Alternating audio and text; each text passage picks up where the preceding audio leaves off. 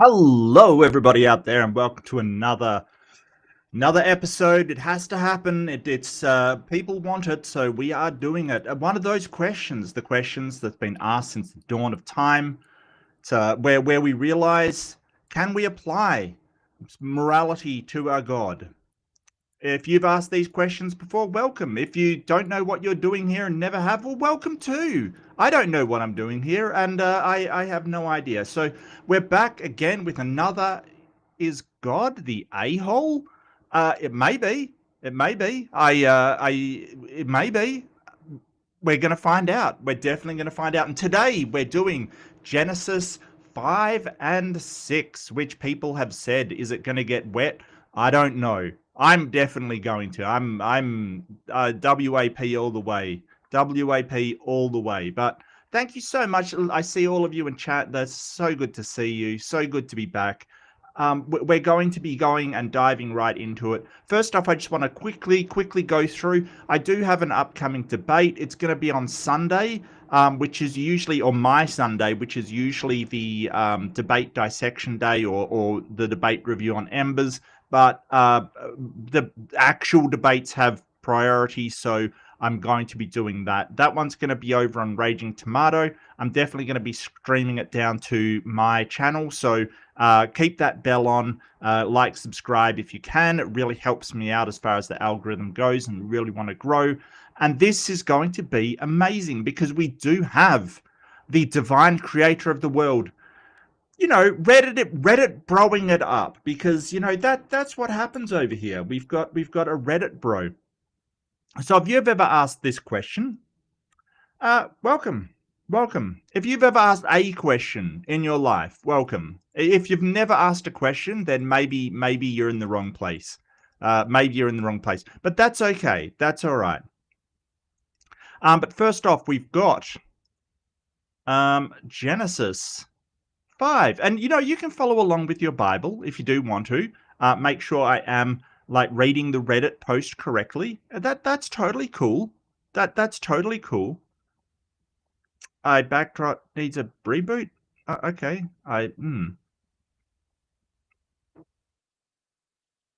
Okay. So, next Reddit post is up. The bad Ben? Oh, Shapiro. Yeah, I know. That's really weird. That's really weird. I did a thing on that. Sort of Ben Shapiro sitting there talking about how, he's never seen a WAP. This is something incredibly unusual. It's like, man, my guy. Oh dear. Stop the stupidity for $2 dues. Thank you so much, STS. Thank you for the fun. Hey, my pleasure. This is all very. I don't know how I got here, but I'm so happy to be here. So happy to be. I need to start bringing my Bible to work. Are people that do that? Are there people that do that? I bet you there are. I bet you there are. Wow. Wow. My Frontier Nissan, an Australian. Okay. Ooh. All right. I don't. Yeah. Look, the poor wife. Yeah. No. I get you. I get you. I get you. Okay. Am I the a-hole for continuing the curse I placed on humanity? Look, my first thought is why the curse in the first place? Why curse people for just simply eating a wrong fruit? It seems a bit harsh, to be honest with you, but apparently he's got no chill. Apparently he got no chill. So there's a lot of background to this story, so bear with me. At the start of the universe, I, male, infinite, created a couple of humans, but I was forced to throw them out of home when they broke the cardinal rule I set for them. This was the one rule they were not to break, and I warned them multiple times not to break the rule or there would be severe consequences. Actually, was it multiple times? I mean, wasn't it just once? Like he said, don't eat of it, you'll die. I don't know. I don't know. when I did, I kind of cursed them with death. I kind of cursed them with. I don't know why I wrote that. He really apparently did. He really apparently did. But was it the curse that brought death, or was it simply not having access to the fruit of life? Okay, so if you're unfamiliar with the biblical story, and I wouldn't blame you if you are. It's pretty random and weird. I mean, it's not bad for an origin story. It's good mythology. It's just a bit weird. But he sort of says you can eat from any tree in the garden except for the tree of knowledge of good and evil. But there is also a tree of life, and they can eat from the tree of life. That's fine. But so the question comes, did he curse them with death, or is being thrown out of the garden and not having access to the tree of life what actually introduced death? I don't know. He definitely said that the soil would resist their efforts, that the ground wouldn't be easy to work anymore, which is kind of a bit baffling. It sounds a bit weird, I don't know how you do that. It's kind of weird. When I did, I kind of cursed them with death, and they deserved it, even if a serpent convinced them to do so. Yeah, it's amazing how often I get, and I got a comment just in one of my comments the other day, and it was like, oh, evolution has got no evidence, the most ridiculous thing I've ever heard. And it's like, excuse me, you're promoting that humans came about because a talking snake convinced a woman to eat a magic fruit. Like, don't at me about how ridiculous science is when you literally have a fairy story. I just, it's wild. It's wild. Wow. So I've been watching their descendants. Yeah, a bit pervy, but never mind. I've been watching, and their descendants have spread throughout the earth. Although they are living a long time, they are eventually almost always dying. What do you mean almost always dying? Don't worry, you'll find out. And I did not know this before I sort of translated this Bible verse. I didn't know this, right? You'll see later. Like, this is the setup. You'll see. You'll see. The original guy, Adam, lived for a very long time. For hundreds of years, actually. And then he died. His son, Seth, lived a long time, and then he died. Enosh, Canaan, Mahalalel, Jared, same pattern. Long lives, families, generations, and then the same ending every time. This is what I intended as a punishment when the disobedient humans were thrown out of home, and I feel like I need to stand by my word and enforce the punishment I laid down. Actually, that wasn't technically the punishment you threatened. Like, what he said was that on the day you eat that fruit, you will die. You can sort of reinterpret that as, oh, you will eventually die after hundreds of years, but yeah, I don't know about that one, champ. I don't know about that one. Yeah, and he cursed the woman to have pain in childbirth, which makes me think, like, how was the childbirth happening before? Like, was she just yeeting the child out? Was it like an osmosis thing? I'll go through the comments after I finish the completely rational and not at all made up story. Then there's Enoch.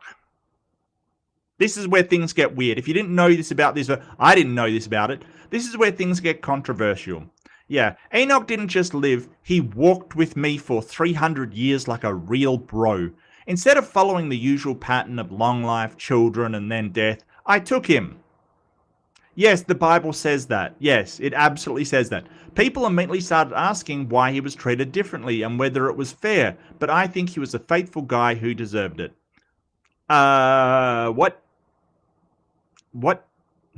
The lineage continued onwards, but I have a lot of criticism about this state. I have had a lot of criticism about this state of affairs. It has been suggested to me that I am an a-hole for punishing the descendants of people for their ancestors' crimes, but I think I am justified in doing so, considering the severity of the crime. I'm not sure that, like, eating a fruit is really the severe crime that Yahweh thinks it is. I'm not, if you have children, I mean, I don't have children, but I am aware that occasionally they will break your rules. And it's not, I was watching a documentary the other day. It was just sort of on Netflix, and I was like, "Oh, what's that all about?" It was true crime. If you don't like true crime, fair enough. I totally get you. It is one of those guilty pleasures for me. I do like true crime stuff upon occasion. Um, but it was about Jodi Hillebrand. And Jodi Hillebrand, if you're unaware of who she is, she was um, a very religious person on the interwebs, like on YouTube, offering parenting advice to Christians. And she was the one, when they busted her, they found like her son ran away and had like ligature marks. So basically marks that they'd been tortured on his wrists and ankles. Now she was all sort of like, "Oh, I'm doing the right thing by the Lord," kind of stuff, you know. So um she thought that her children were possessed by the devil, and the weirdest thing was, and the thing that was shocking, that was really shocking, was that the young boy who basically had been tortured, and these kids were absolutely tortured by Jodi Hillebrand.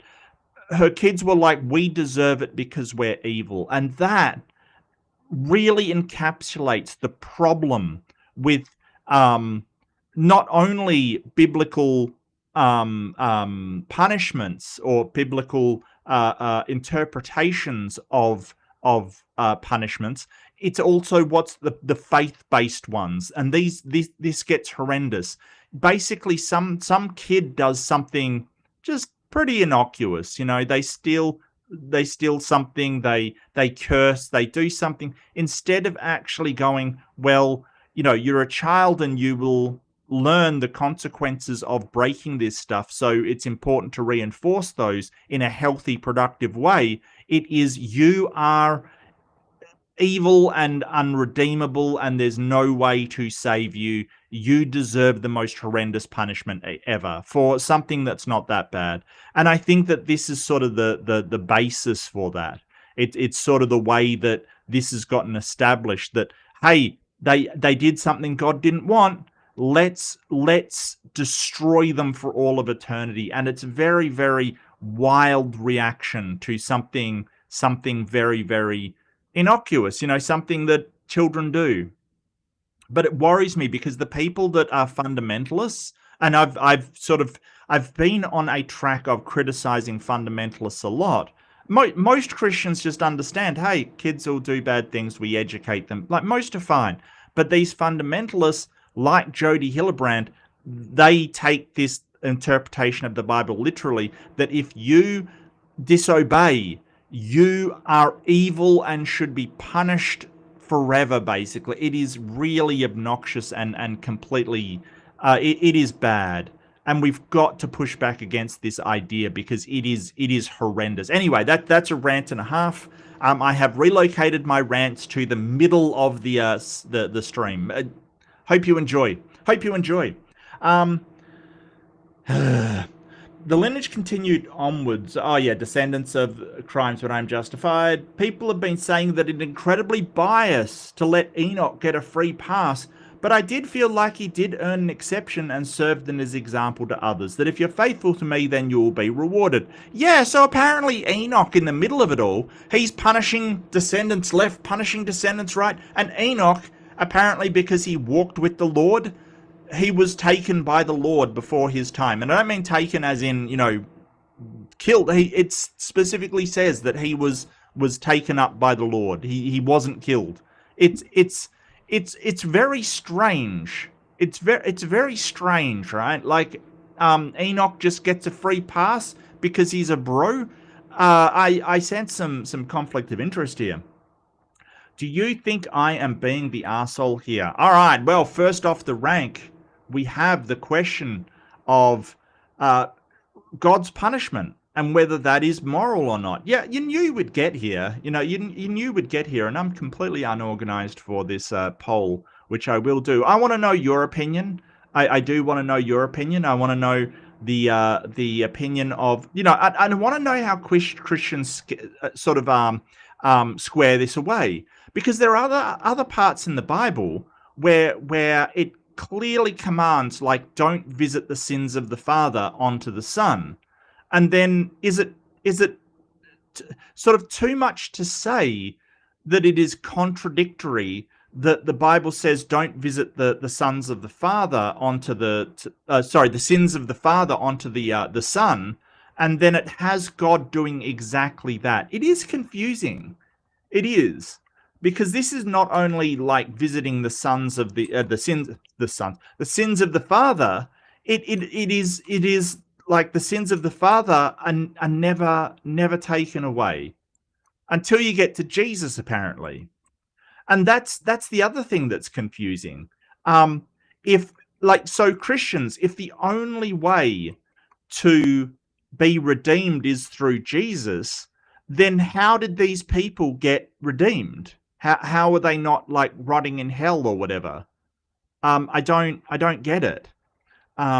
Was God the a-hole for continuing his curse throughout history? So this isn't it was God immoral for starting the curse. This is was God immoral for continuing it onwards. Hey Rob, hey how you doing? Good to see you. I didn't do a shout out to people. BTF Wayne, good to see Kings Mason Sapphire. Early on, I did see you. Jess, the Trans Metal Alchemist. It's so good to see you. Is there anyone I'm missing? A left-handed Jedi in the house. Yeah, absolutely. Good to see you, Jedi.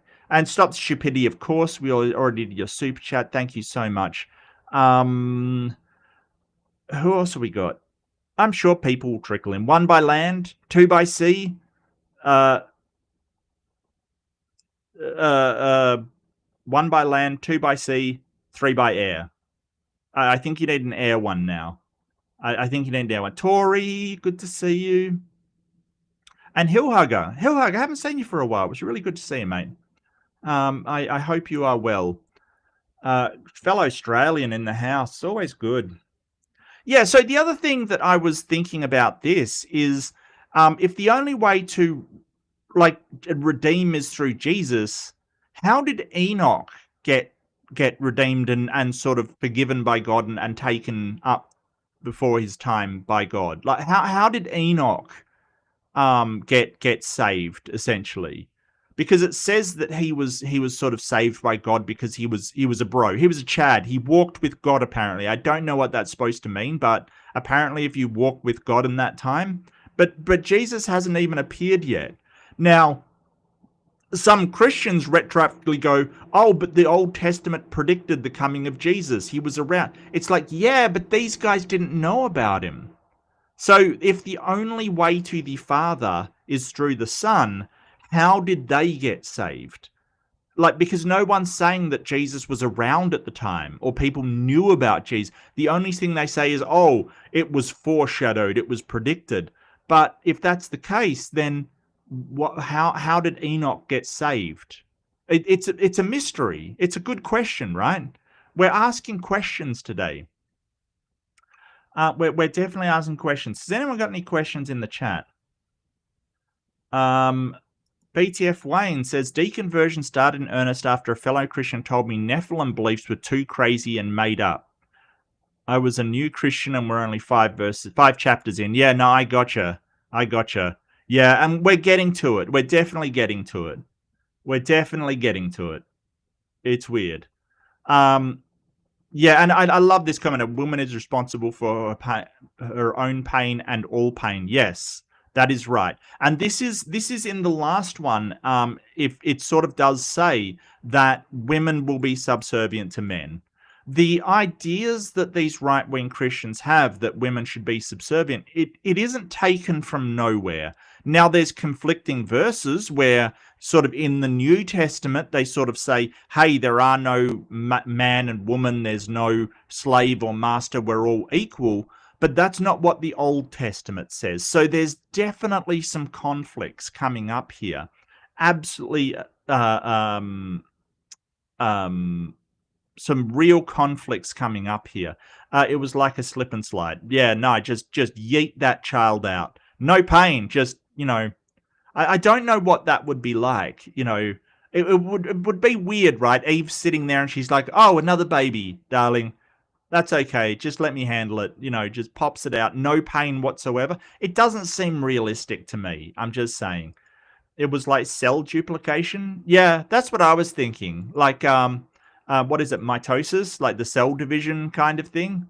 Just splits in two. Just splits in two.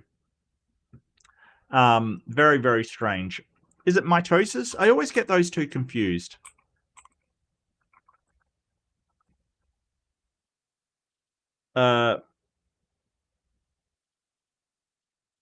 Meiosis. No. No, it is mitosis produces two genetically identical daughter cells from a single parent cell. Yes. Yes. So it is mitosis, and meiosis is where it combines with each parent. Yes. Yes. Okay. Gotcha. Gotcha. Yeah, I always get those two confused. I don't know why. I should know by now. Rock megalith looks like a bullfrog in the right shade. Folks claim petrified proof of nepotism.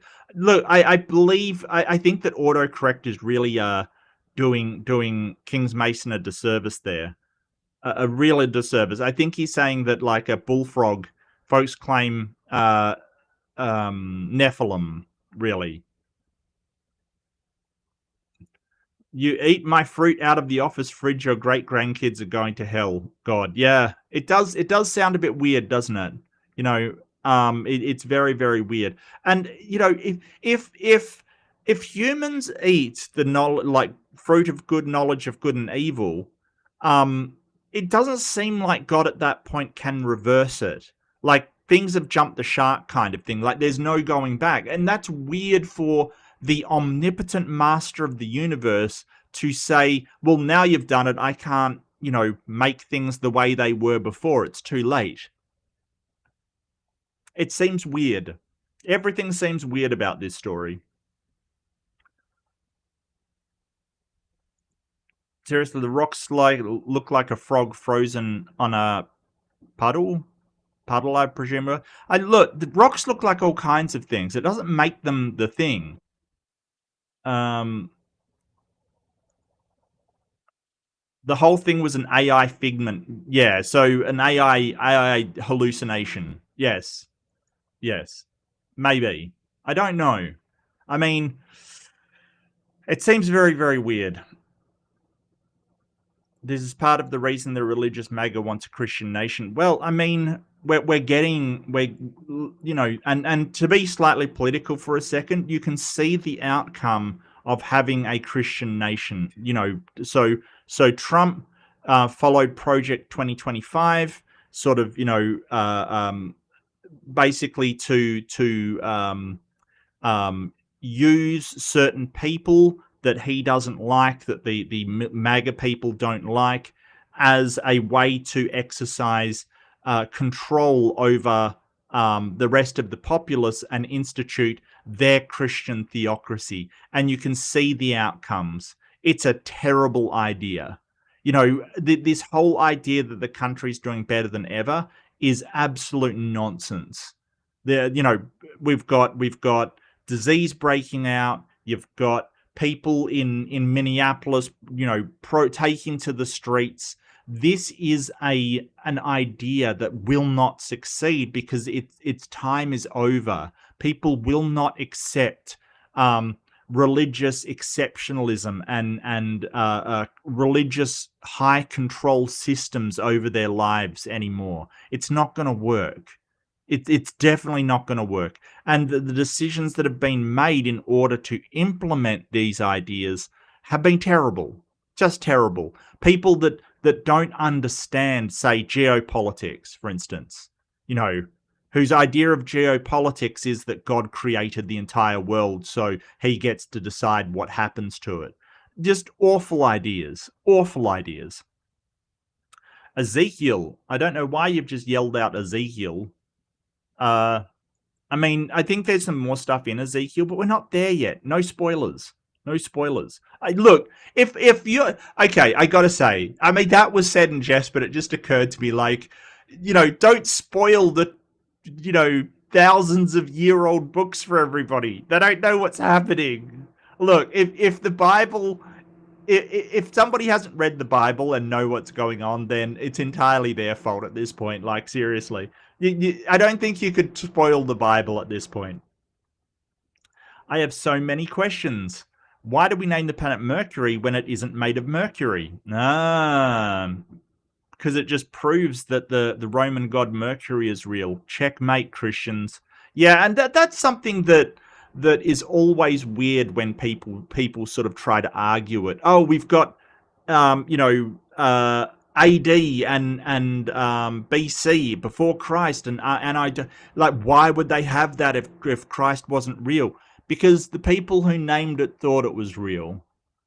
That's why. Like, wow, it's a very, very high weird thing. Hey, Jen, how you doing? The uterus was external Loki in the brood. I don't know what that's supposed to mean. What is the brood and what is an external Loki? Oh, it's a Cronenberg film? Uh-oh. Uh-oh. Ugh.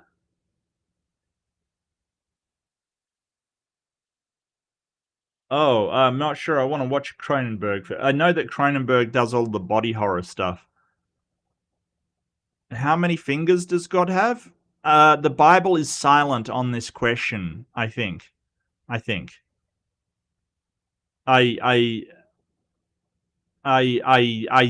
Bible is silent on this question. It's a good question. How many fingers does God have?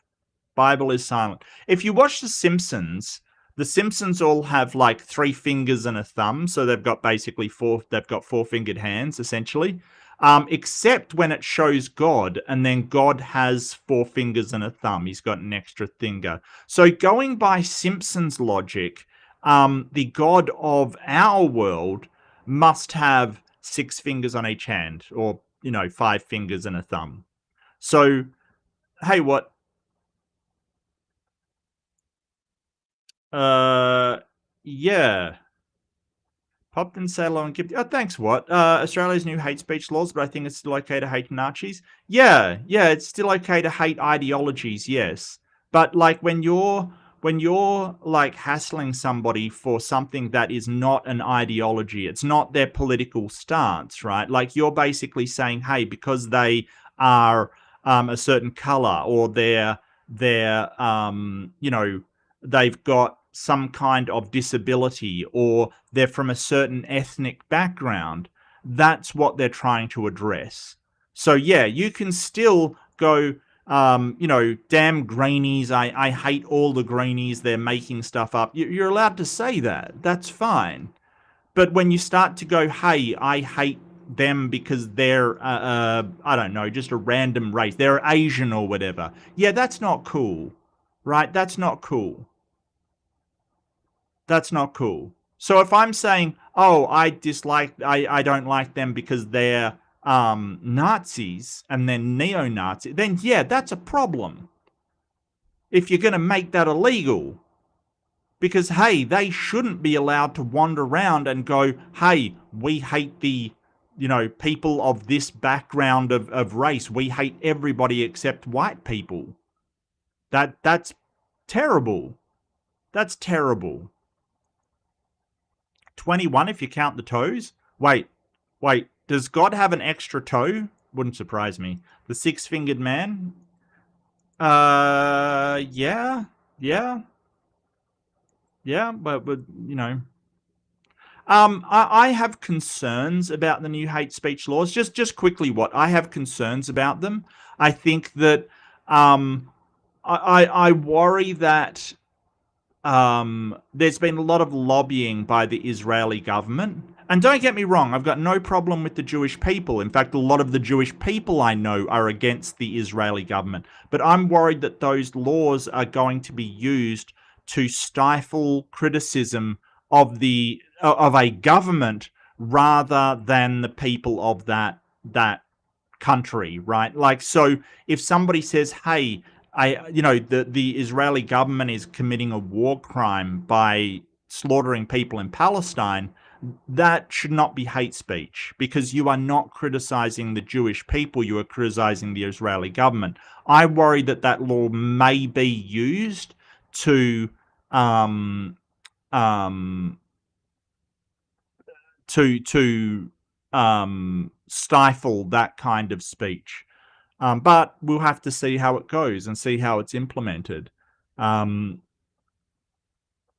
Mostly, I think it's because we had like a turnout of Nazis on the streets. A lot of the Nazi people in Australia are disbanding because of those laws, which I'm all for. I think that sort of, people forming hate groups to hate on, anybody that's not the same as them is pretty poor form and un-Australian. Well, no, I didn't say that it's censorship. I didn't say that it's censorship.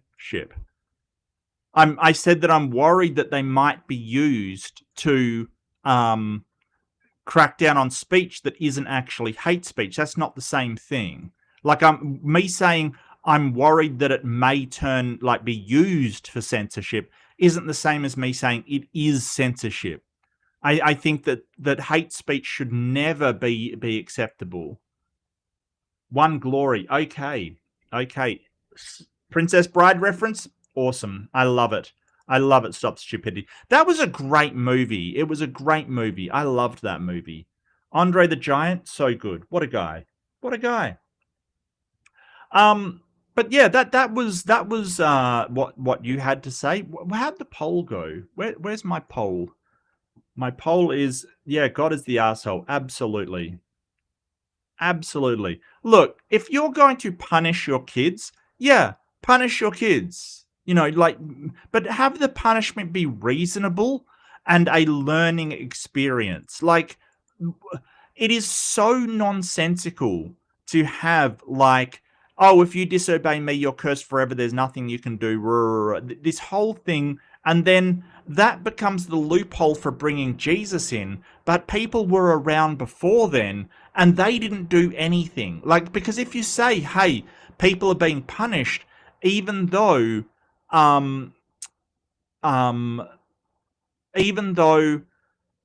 they didn't do anything, right? And then they say, well, but that's why he gave us Jesus. And it's like, yeah, but what about these people? Like the sons of Adam and Eve. Jesus wasn't around for them. There was no redemption for them at that point. So how did they get redeemed? Well, it seems like God just chose it at that point. So it's kind of weird that you're punishing these people at all, because they didn't do anything. All they did was be born. And this lends to the idea of blood transgressions. Now, if you're unfamiliar with blood transgressions, it's a common theme that you find between mostly tribal people, where not only does some sort of transgression of a law or transgression of a norm affect you, it also gets passed down to your children. And a long time ago in legal circles, we decided that we can't do that. Number one, that new person, the descendant of somebody, didn't do anything wrong. They had no choice over it. Number two, if you shame people and basically say you're a criminal because of where you came from, they're more likely to fall into being a criminal again. Because if you sort of make them internalize that they're evil, they're probably going to act like it. So this is a really stupid idea. It's really dumb.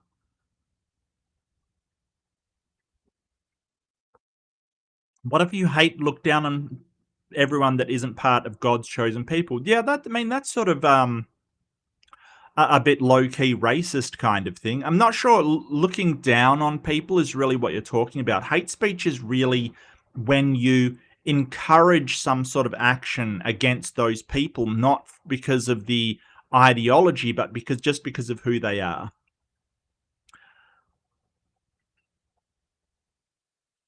Yeah, no, I get you. I get you. I don't believe, I believe it's an anthropomorphization as well. So just normal everyday things like the cycle of life and death, right? That's just a thing that exists. We get born, we live, we die, we have descendants, they carry on, they, et cetera, et cetera, et cetera. I think God is just a projection of that, a projection of ordinary things in the world. But we can still look at the character and go, is that, I can look at, Harry Potter and go, yeah, you know, Voldemort's a bit of an arsehole. I can do that, right? Just because it's a fictional character doesn't mean you can't evaluate it for the amount of arseholery it's doing. What is creation? Creation is the station that we get inflation. Okay. Next up off the blog. I'm gonna zoom in. Zoom one more. There we go. There we go. So moving right along to number 2. Number dos. Am I the asshole? From Yahweh himself. And it's a verified account, if you haven't noticed. Verified. So it has to be true. It has to be true. It's a verified account. Am I the arsehole for only saving one family from the disaster I planned? Well, you could be argued you're an arsehole for doing the disaster in the first place. But let's hear the omnipotent creator of the universe out and see if he had any options. Any options whatsoever. So a few thousand years ago, I, male, infinity, was forced to kick some disobedient humans out of home and send them into the world. Ever since, they multiplied across the world, and quite frankly, things got out of control. I don't know how a omnipotent, omniscient, omnibenevolent God lets things get out of control. It's kind of weird. Like, you would think that it was... Anyway, free will and all of that, sure. The first thing that happened is that the sons of God... I'm not even sure exactly what that means. Like, presumably verbatim, married any of the daughters of God they chose. So I limited their lifespan to 120 years. And yes, it does say that. So I'm not sure how that stops the sons of God marrying any of the daughters of God that they choose. How does that stop it? They're still going to do it. And it sort of conflicts with the idea that it was the eating of the apple or the fruit or whatever, the fruit from the tree of the knowledge of good and evil, that limited their lifespan. So he limited their lifespan to 120 years. What?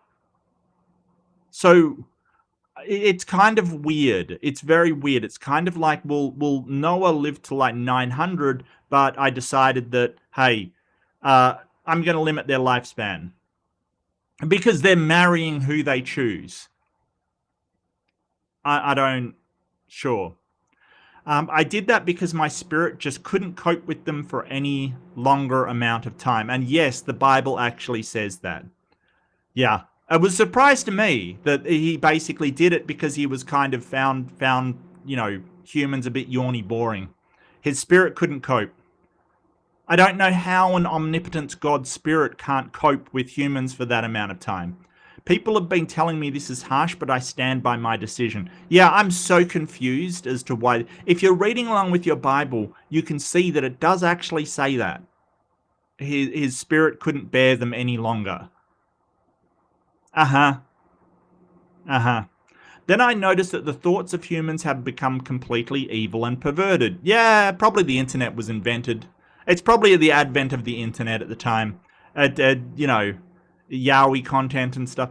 The ridiculous thing about this situation is that it wasn't just occasionally or some of the time, but literally constantly, every second of every day. Look, I don't know about that. If you've gone through puberty, you might know what that feels like. But hey, you grow out of it. You grow out of it.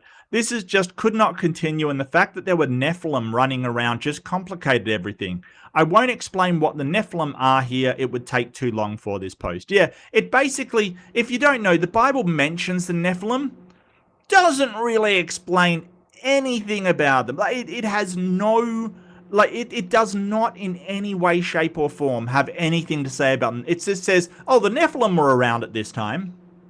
Okay. You want to comment? No? Just moving right along? Okay. I don't know. Does anybody know who the Nephilim is? I don't. It just says the Nephilim were around at this time. Okay. That's great. That's great. Seeing this insane situation, I began to regret ever making these humans on Earth. So here's where it runs into some weird stuff for Christianity, because being omniscient, God is supposed to know the outcome of every decision, but he begins to regret. And this is a conflict here with the sort of God of classical theism, the tri-omni God, because he would know that he would begin to regret, which means that a regret where you wish you'd done something different, God should never be in that position if he is omniscient. Right? Like, if he does know the outcome to everything, he should never get the position of going, well, I now regret doing this. Because he would know that he regrets and go, well, I won't do that in the first place. So he should never be in that position. So it's really weird. Anyway, he began to regret ever making these humans on Earth. Somehow, I don't know how. My heart was deeply troubled, so eventually I resolved to wipe the entire project and start again from the drawing board. I had thought that if I wiped out all the humans, animals, and creatures on the ground, then I could start again. However, I didn't really want to go back to square one, so I found this Noah guy who could possibly save me from starting from scratch.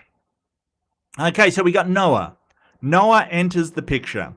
Noah really stood out from the people of his time. He wasn't flawless, but he was faithful and blameless. Okay, I'm not sure exactly what that means, but presumably it's like he still made mistakes, but he didn't do it evilly. He did it because he was sort of just making mistakes. It was innocent mistakes, I guess, is what they're sort of saying. While the rest of the world leaned into corruption, he was righteous and actually listened. Yeah, that seems to be a theme around God in the first few chapters of Genesis. People that listen to him, he's got like he will do things for, and he will be a lot softer on them. It seems like God really just wants attention, to be honest with you. He really just wants some attention. It's very strange, because people that actually listen to him, he's like, oh, yeah, I'll treat you well. Because of that, I chose him and his family as a starting point for preserving life. This wasn't being arbitrary or lazy, just an efficient way to restart the whole project without going through the entire creation process again. Which is fair enough. It's just that I'm not sure Noah was the upstanding citizen that is being portrayed. Like, he's not, if you're going to wipe everything out, probably starting from scratch is a good idea. I told Noah that the world had been corrupted, and I told him that I planned to bring a flood to destroy all people and the earth. Yeah, because that seems reasonable. However, I also gave him instructions on how to build a big boat to save him and his family.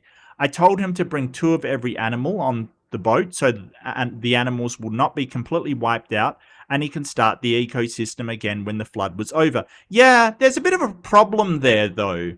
That, like, if you start breeding animals if you start from just 2, you're going to have problems, like real problems with inbreeding. So I don't know how that works. But, we all know that the Bible story and the problems with it. I mean, if Adam and Eve aren't inbred as hell, I'm not sure. This is sort of this is mythology. It's sort of okay. This is how we organize this, and scientific understanding of stuff. This would never work. This would never ever work. To my surprise, he obeyed all of my instructions without screwing anything up. Yeah, Yeah, Noah did follow instructions, yes. Now, I am now getting a lot of people that saying I was just being lazy with the flood and should have started again with the whole tree in the garden situation. People have also said that destroying all life was a bit extreme and I should have considered other options. I feel like there was nothing, absolutely nothing redeemable about the earth and it really did need a good wash. Am I the arsehole? Perhaps. Perhaps. There is older stories about this as well. If you are interested, there's the Epic of Gilgamesh, which is a similar story, eerily similar actually, and the Atrahasis, which is older still and eerily similar to this.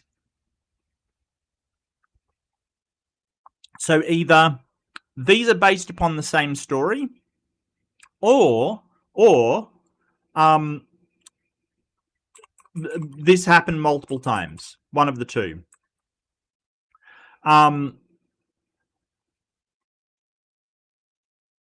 So in the Gilgamesh flood story, in the Babylonian Epic of Gilgamesh, Utnapshin survived by, that was probably a terrible pronunciation, survived by building a massive boat on divine instructions, saving his family and animals. Utnapshin fills the boat with his family, craftsmen, all kinds of animals, sealing it with pitch as destructive storms rage for 6 days and 6 nights. After the storm, Unapchan releases birds, a dove, a swallow, and a raven to find land, eventually landing on Mount Nizir. There's incredible similarities between the two. But it's sort of, it doesn't say that it's the entire world and he's going to kill every living thing. It's more it's not a worldwide flood as far as we know. One of the differences, Unapshin didn't just load animals on the boat, he loaded all of his gold and silver, which is I think more accurate for humanity at the end of the world. If we're loading up our valuables, I think that is more accurate to the human condition, that we're loading up our valuables and getting on with it. Oh, the poll, that's right. Did I end the other one? I didn't end the other one. Okay, my bad. Definitely wins that God's an arsehole. Yeah, I mean, if you're continuing punishing descendants of somebody for what they did, you're really a bit of a prick. Like, seriously, if you're going, hey, your dad went to jail, you're nothing but a criminal as well, you're born of a criminal, you are either A, child, or B, a complete prick. We should say, oh, I'm so sorry that your dad went to jail. It must have been a really horrible time growing up. If you're just going, well, you're a criminal too because your dad went to jail, that's the way to make another criminal, because you're going to get them to internalize that. And that's not a good situation. People will act in accordance to what they internalize about themselves. So be careful about, sort of calling someone irredeemable or calling somebody, their basic core values is this. It is a terrible thing to do to a child, is blame them for what their father does or their mother does or any of their descendants do. Was God an asshole for planning to flood the world and saving only one family?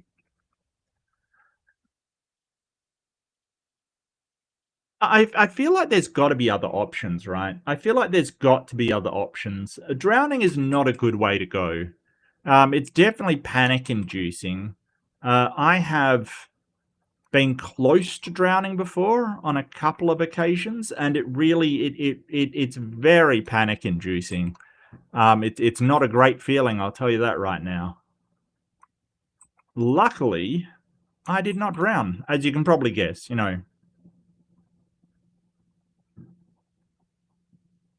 Okay, poll is up. Let's go through some comments.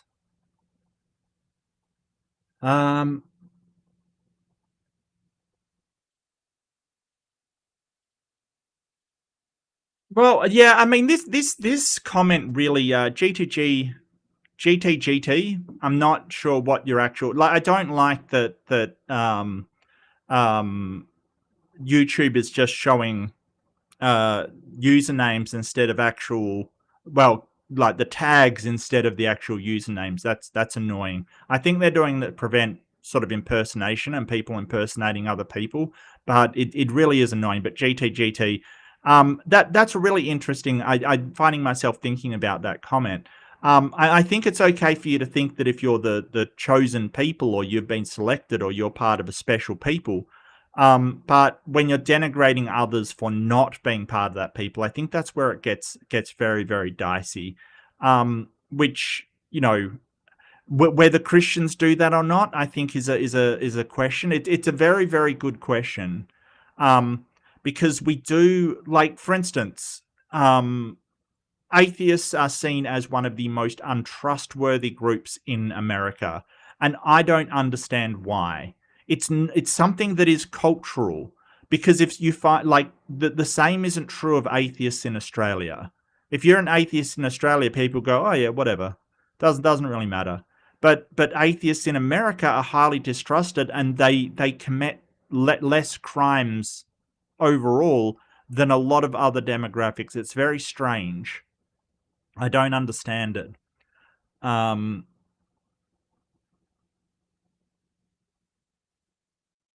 Let's see. How did I not know this was going to happen? Yeah, exactly. So this is the idea of God had some regret over creating humans, because he saw that everything turned evil, but he would have seen that before he created humans, right? So before he even did he would have seen it. So it's very strange that he comes to this conclusion when he should have known already. It is very strange, yes. What is creation? As I said, creation is a station for inflation. Creation is everything that exists in the physical space: sun, moon, stars, solar systems, earth, trees, animals, your body, your mind, your thoughts, your emotions. Fair enough. Fair enough. I mean, I mean, you can sort of say that's creation. I think that Robin's pushing back on whether it is actually cred, but I think that what we're saying is that's what is referred to by Christians as creation, is just what we'd refer to as the universe. Like, that is, I think those two terms are synonymous. I would rather use the universe because, I don't think it was created. There's a lot of, I don't know that for sure, but I think there's a lot of evidence to suggest that it wasn't created. Least of all, that if it was created, what was it created for? Because to say it was created for humans is a ridiculous statement, considering the size of the universe and how much absolutely nothing is in it. Created for humans seems ridiculous to me. To be fair, some people do kind of suck. Yeah, but we want to, you want to, and to quote a great man, Martin Luther King Jr., great man, great sayings. He basically said, you judge somebody by the content of their character, not the color of their skin. And it's totally fair to judge people. Like, if you say, "Hey, you're being a absolute douchebag, I do not like you," that's totally fine. But having said that, sort of saying, "Well, all Christians are douchebags," is probably the wrong way to go, because that is not necessarily true. But I mean, to judge God by his actions, he's a complete prick, in my opinion. Like, the things that he does is horrible. Kata, it's so good to see you, Kata. I don't know if I called you out earlier. I'm sorry I missed you. So good to see you. I hope you and the goats are goating. These are the parts they ignore or come up with crazy conspiracies. Yes, absolutely, stop stupidity. And then they call those crazy conspiracies apologetics. Thank you, camera, for adjusting my thing. Hang on. Yeah, then they call those crazy conspiracies apologetics. So how do we account for this contradiction? Well, that's apologetics. It's saying, hey, if you take it like this, it could mean this and this. It's kind of weird. And at a certain point, I'm not sure, at a certain point, you really have to start questioning whether they are saying it because it's true or they're saying it because it makes it work. You know what I mean? Like, at a certain point, you have to go, sort of go, well, are they saying that, this free will, and then, oh, but God wanted this and that? Is that true? Do they know that to be true? Or is it because it makes the story work? It does seem, and then you get people like Donnie from Standing for Truth, the ironically named Standing for Truth, sort of saying, "Oh, well, it's a rescue device." Like, it is ironic to have him say that when all of these rescue devices exist to sort of try and bail God out of trouble when a contradiction presents itself. It's wild. Incompetent? Yeah, I mean, it is the Old Testament. There's a lot of incompetence going on in the Old Testament, Robin. A lot of incompetence, not least from God himself. There's a lot of incompetence there. I mean, if you have a, if you're a city council, right, and you have a tree that can kill people, right, you don't place it in a park where there's people around. You will choose a different tree, or you'll put it somewhere that it can't hurt anybody. Like, God shows less competence than the average city council, and that is incredible. Just random shade being thrown at city councils in general. I'm not sure. You guys probably have city councils. We have shire councils. Don't ask what a shire is. It will take way too long to explain. But we have these councils, and they're kind of known for being bureaucratic and pretty incompetent. That's just the meme kind of thing. And not all of them are, but a lot of them do some stuff that are sort of, pretty incompetent. But I'm sure you have your own incompetent city councils. But God seems less competent than that. He seems less able to like do reasonable actions based upon the expected actions of the people that live where he's governing, right? So really, I'm talking about Adam and Eve and the fruit that they ate that caused them to die, presumably. A town council or a city council would deal with that better. And God, not only is it a reasonable outcome that they would eat the fruit, he knows that they would eat the fruit ahead of time. That's the thing that bewilders me. That's the thing that causes me to sort of go, what the actual F? Because he knows, not thinks, according to most Christians, he would know they would eat the fruit ahead of time, and yet does not relocate the tree, put a fence around it, put a barrier around it, put it somewhere that's not in the garden so they can't get to it. It's like, and this is, I'm not sure if I mentioned this, it's like when you have a young child around, because don't forget, Adam and Eve did not know good and evil. They were likened to children, young children. And you put something dangerous, like, I don't know, a butane lighter down in front of them and say, don't touch this, you will die if you touch this, and then expect them not to do so. You and I would know the outcome to that. Like, ordinary people know the outcome to that. But we're talking about a God that knows full well that they're going to disobey ahead of time, and yet puts it there and says, don't touch it, even knowing that a snake in the garden would come along and convince them to. That snake, all you have to do is stop the snake. All you have to do is go to the serpent and go, why are you going to tell them that to eat the fruit? Out of the garden, snake. It's wild. It's really wild. And I think that it sort of gives leeway to blame humanity. Noah made mistakes, but they were never malicious. I would disagree, Tori. I would actually disagree because I have read ahead. So, spoiler alert, I think Noah is downright malicious. I think he is. And it sort of shows in the next paragraph. But I'm not sure. I was going to do a session. Not 100. I think I'll keep it to that. But yeah, no, spoiler alert, Noah is not kind and gentle man. Okay, just spoiler alert on that one. Not. How can you say spoiler alert for the fucking Bible? Like, seriously, spoiler alert for this book that has been around for thousands of years, Old Testament. Spoiler alert, Dead Sea Scrolls. Spoiler alert. He is like Trump. Just agree with me, and it will be peaceful. Yeah, absolutely. And the veiled threats are kind of. I would think it would be beneath a god. Because honestly, these veiled alerts. Sorry to get political again. I'm going to blame Robin. Look, it's your fault, Robin. These veiled threats coming out of Trump are kind of, oh well, we've got to be given Greenland, or otherwise bad stuff will happen. That is clearly a threat. It's clearly a threat. Like, if you don't give me Greenland, nice planet, shame if something happened to it.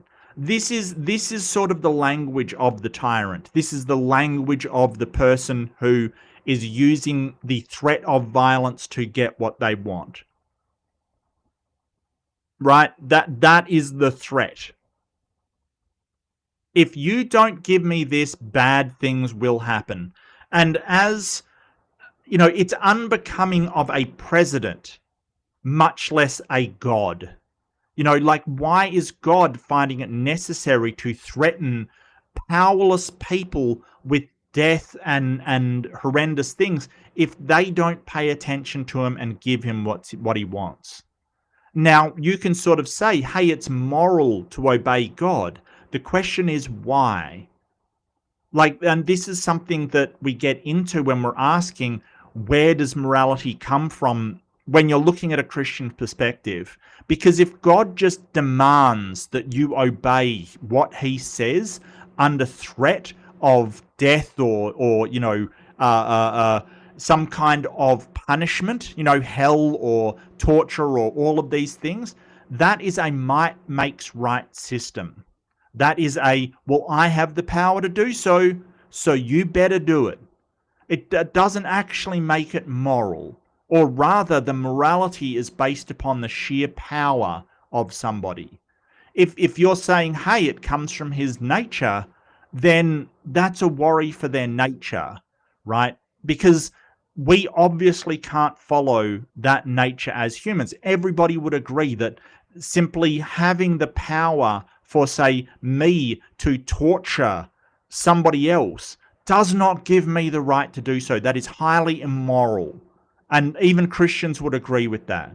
So then we have a standard which is, well, it's moral when God does it and it's immoral when humans do it. And that is a relativistic model. That's moral relativity. It means that it's not objective. It depends on which person is doing it. It changes for the person. It's relative to who you are. And that's a problem too, because we can't follow our morality like that.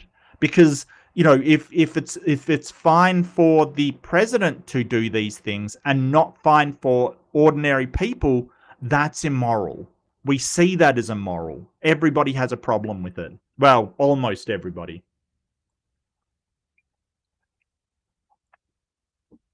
Only person with a boat. Only person with a boat.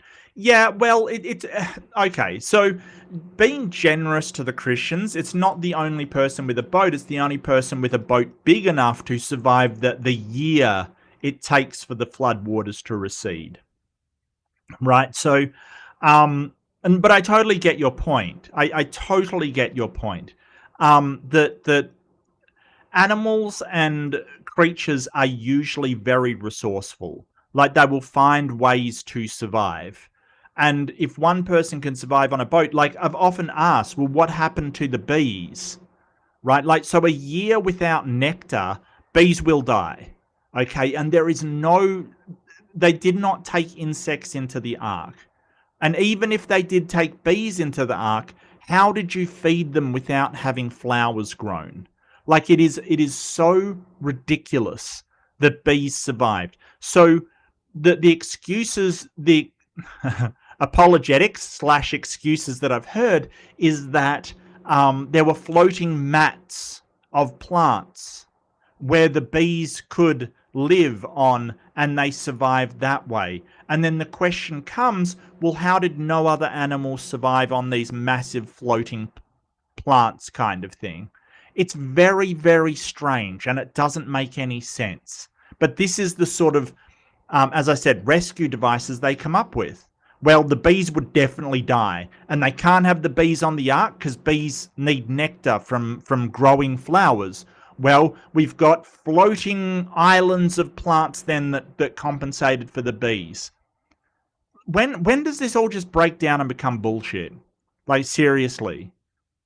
It's absolutely wild that they give these excuses. Boat is being generous? Yeah. I mean, it depends on what you define as a boat. Like, it really is just a, you know, I mean, the Ark is just a big boat. In factual fact, the Epic Gilgamesh, the boat wasn't, it was a coracle. It was basically just a squarish kind of boat. It wasn't even like boat shaped. So we know that sort of these myths have come up saying, hey, the boat was, you know, this big boat that was in a square kind of shape. And then, you know, later on they say, oh no, the boat's more like, you know, a modern boat kind of thing. Really what it does show to me, or what it suggests to me, is they're basically saying that the flotation device was generally like the boats they had around at the time. Just bigger, just upscaled. You know, so if people had these very simplistic boats at the time, that's what they wrote about. But later on, they're writing about a more modern boat kind of thing. McTime says, I think religions use racism and incest as a self-defense mechanism to prevent from fading away in mixed marriages. There could be something to that, yeah. There definitely could be something to that. I think that I think that most progressive Christians, or the more progressive denominations, are fine with it. I think there is an element of that to the more traditional, especially the Hasidic Jews and things like that. They're sort of like, oh, we've got to keep you know, our ethnic background going. I'm in two minds. I think that people preserving their ethnic background is fine as long as it has the consent of the children. But at the same time, you know, it's better for our genetics to have more variation, right? So, but at the same time, you know, people don't marry, as far as I'm aware, to preserve ethnic backgrounds. They just marry who they love, you know, like that's basically it. But I think that, you know, you can see the effects of these pure bloodlines and how they're totally wrong about it. So the nobles in Europe in the Middle Ages used to think that marrying their cousins and marrying into their family would keep the bloodline strong. And that is the exact opposite of what happens. There's something called the Habsburg jaw, which is this sort of protruding jaw that is a result of the Habsburgs becoming too incest. And there's a hemophilia, so the tendency to bleed and not clot also runs within the royal families of Europe, like the British royal family. Hemophilia was a problem, and that's a consequence of thinking that marrying people genetically similar to you strengthens your bloodline. No, it doesn't. It has the opposite effect. It causes mutations that cause a lot of problems. We know that now. In fact, marrying outside your race to have genetic diversity is probably what strengthens a bloodline more. Not to say you have to, it's not a bad thing. You have to keep the religion pure. Well, at the moment, I mean, I think that, so it's very hard to say, McTime, because as much as the right-wing, the sort of radical right-wing fundamentalist nutbags over in America that currently have their odious, what I call an odious toad, sitting in the White House, as much as they claim it's because of religion and they have this religious overtone, it's not about religion. I think it's the opposite way round, McTime. Because here's the thing. They've been all about ejecting Hispanic people, Mexican people, people from a Latino background kind of thing, like getting them out of the country. Overwhelmingly, people from Central America, Latino people, Hispanic people, all of these people, overwhelmingly, they are Catholic, right? They're religious and Christian, okay? Overwhelmingly. So it isn't about their religion. It isn't whether they are Christian or not. It's about their race. And I think it's time we all just acknowledge that for a second. Even people that are from the Central America that are Protestant or even evangelical, because that, there are people that are evangelical from a Central American background, ethnic background. They don't care. They don't care. It's not about the religion. It's not. It's about the ethnic race, basically. That's what it's about. If it was about the religion, they would say, hey, if, you may be from originally from Honduras, but you're a fervent, right-wing Christian, you can stay. It's about the race. And, but I don't think it's sort of, I don't think it's that specifically. I think it's just they need a minority. They need a minority to persecute and blame for everything going wrong. You don't have a job?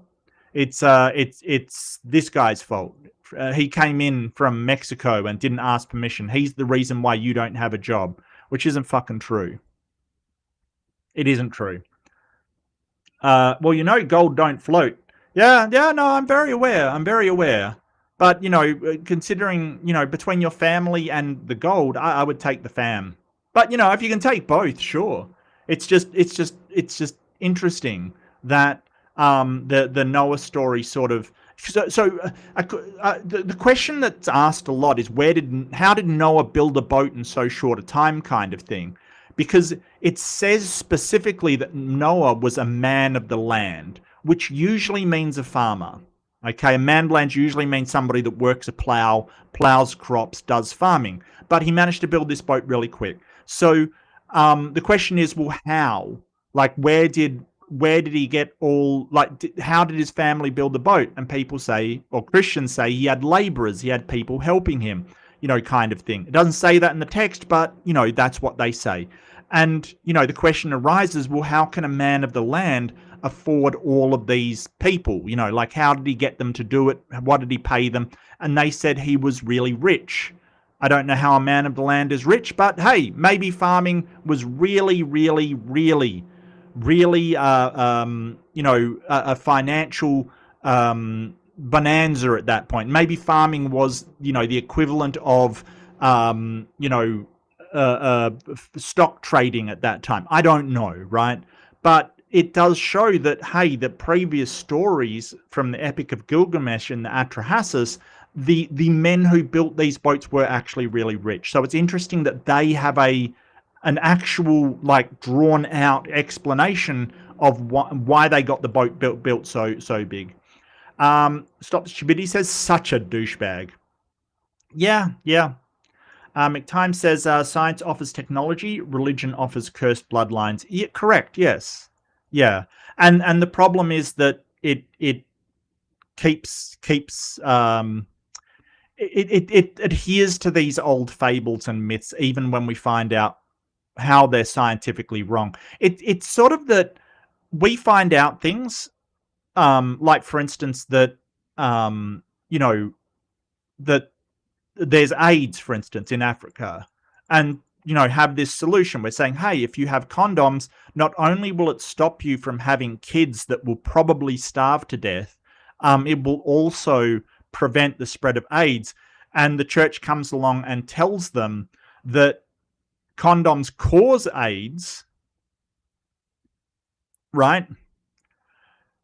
Because they feel like they have to do the thing where the Bible says, go forth and multiply across the face of the earth. So they want these people in Africa to have more babies.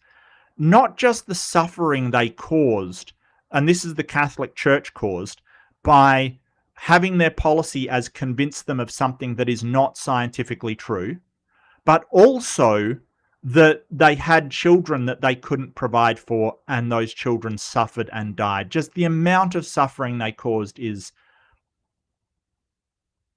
incredible. A couple, what? You're a glutton for punishment, Mark. I'm not sure if that, I presume you mean glutton. But, autocorrect strikes again. Strikes again. Yeah, I've been told this in many comments, like, how do you do this? How do you be so patient? How do you talk with these people? I don't know, fam. Look, honestly, I just do me, and if you like it, great. If not, great too. That's fine. I'm totally cool with it. I'm just trying to do my thing.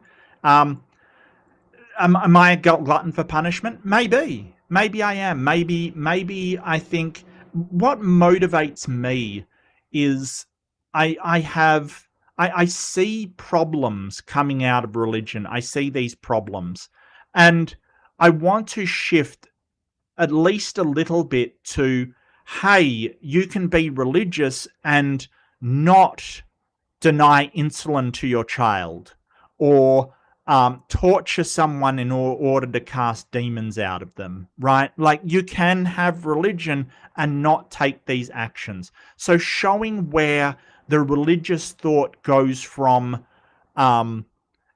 personal beliefs to dangerous, like absurdly dangerous beliefs is really what I'm about. That it's sometimes very hard to tell for a religious person when they've stepped from simple personal beliefs that don't affect anybody to absurdly dangerous. And I don't mean absurdly as in really, I mean it might be slightly dangerous, but I mean the rationale is absurd. The rationale that, hey, if God is there for our prayers, then our daughter doesn't need insulin. That is like absurd and dangerous. That child may not suffer today or tomorrow or in the future to any great degree, but it is dangerous. And I know this because there was a child in Queensland that died because of it, suffered and died. And the craziest thing about that, the craziest thing was, after they had been convicted and put in prison, the religious people were still claiming they did the right thing because God wanted it that way. That's the problem. So that's what I'm here for. And whatever form that takes, I'm on board. You had me worried there for a second, thought you drowned or something. So, look, stop the stupidity. I have almost drowned a couple of times. So, if you don't know, I used to be a volunteer surf lifesaver when I was like 18, 19 kind of thing. Did surf lifesaving rescue. I first learnt to swim. I don't remember. I honestly do not remember when I learnt to swim. Okay. Now, my mother used to tell a story.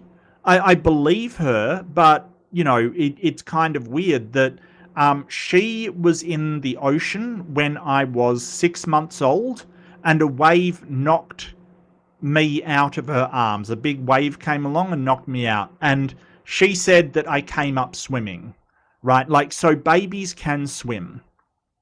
But, I have swum in a lot of stupid situations. Okay, some real dumb situations. Would not recommend. Swimming in thunderstorms. Would not recommend. Okay, it's pretty dumb. If lightning strikes in the wrong place, it's very unlikely, but you could have a bad time. Just saying. I have swum in ridiculous surf. Not just big surf, but ridiculous surf. Would not recommend. Almost drowned. Like there's a certain point where you take water in and you have to cough it up when you come back up. It's not a great feeling. It's pretty bad. Yeah. I have swum in. I once was up north of Perth, and we decided to swim over to an island that was about 5 kilometers away. Right, 5 kilometers. How much is that? How much is that?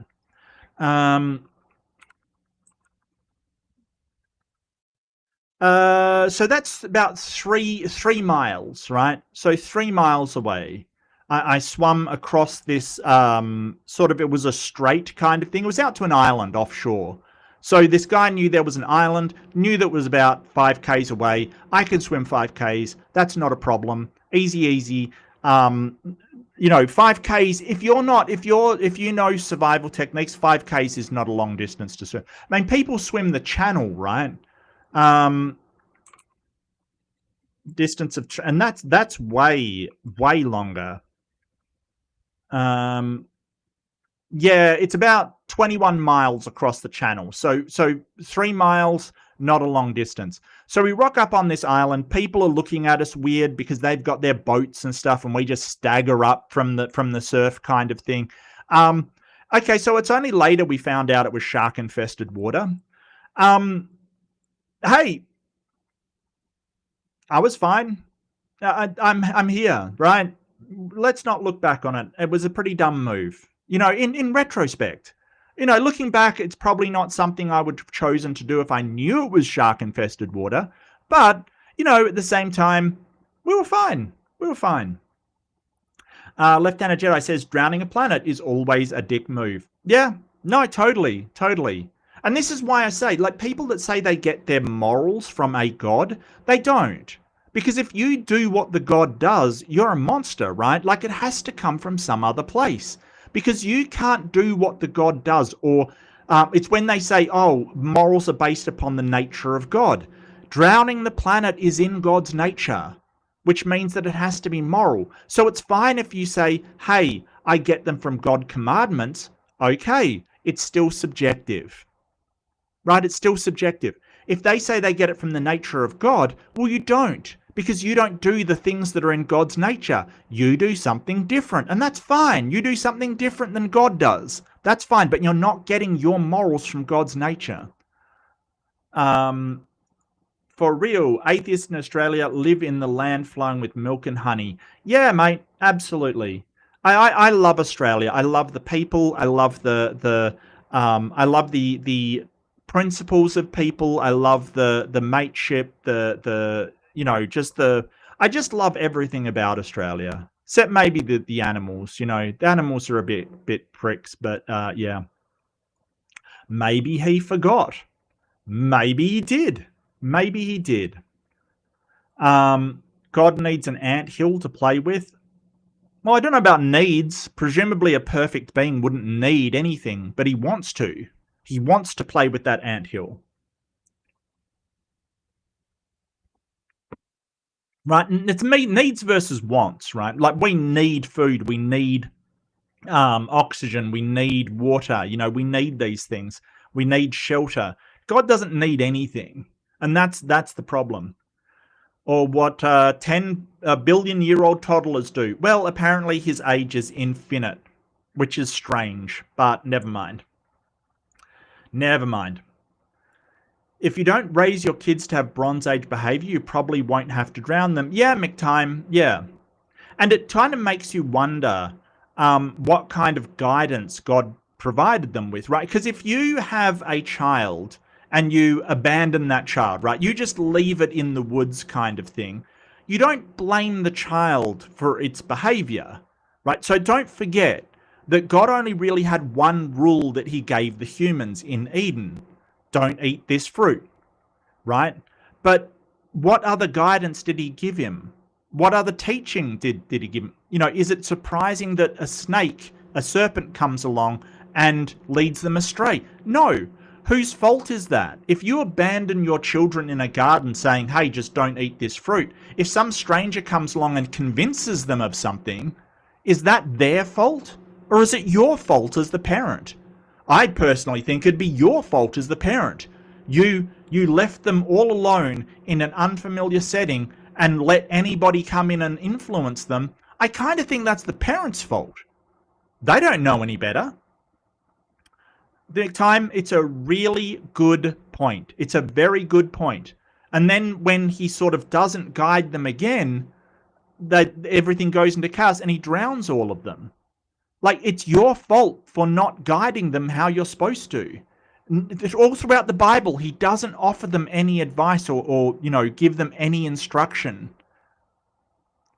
Stop Stupidity says you shouldn't need a rescue device for the ultimate life manual. Yeah, but here we are. And I mean, and also, like, of course, the Bible isn't a manual. A manual is, a complete set of instructions that have been drawn up to show you how to operate your VCR or something, or, how to do your car stereo. That's a manual. Like, this is really a bunch of stories that have been collected and moved together. What fascinates me, though, is the people, the Christians, who want to say, hey, yes, it's a manual. Yes, it is a complete sort of thing that has been put together. And it's not. It's really weird because it has been, it is a compilation of sort of disjointed and unconnected stories from people that just have I guess, unconnected. It's sort of vaguely connected stories. And it all just has a theme of God, essentially. It's very weird. Hey, Skeptic Philosophy, good to see you. Aussie hobbits with your shires, how dare you? How dare you? That's New Zealand. How dare you? Skeptic Philosophy says, a god putting that tree in the garden is the worse than an adult putting a loaded gun in a toy box, both in terms of consequences and in terms of the responsibility of the intellect. I would be inclined to agree. I think maybe, I think maybe a lighter, because sort of, it's kind of hard to say, because eating from the tree of knowledge of good and evil didn't actually physically hurt anybody. Like, it wasn't that. It was that they had changed significantly and God decided to punish them. It's like, putting a toy in front of a child, and then when they play with it, you shoot them. You or condemn them to death, or inflict punishment on them that leads to their event. Like, the punishment is so grossly exaggerated, and this is a common theme in the Old Testament. Like, if your child is drunken and ruthless, you stone them to death. Like, real callous and indifferent punishments. So yeah, I think that, a gun, at least the children are doing it themselves. And that's where I think a lighter, I use the analogy of a lighter, but that falls down because it's their actions which cause the harm. In this case, the harm is being caused by the god, not the fruit, right? Stop the Stupidity says, I live in a pretty small town, 25k or so, and our city council is almost corrupt as the federal government. Yeah, and corruption's a big thing. I totally get where you're coming from. It makes me worry. I think there is something to that where I think it was Bell. Was it Bell that said power corrupts and absolute power corrupts absolutely? And I think that there is really something to that. I don't.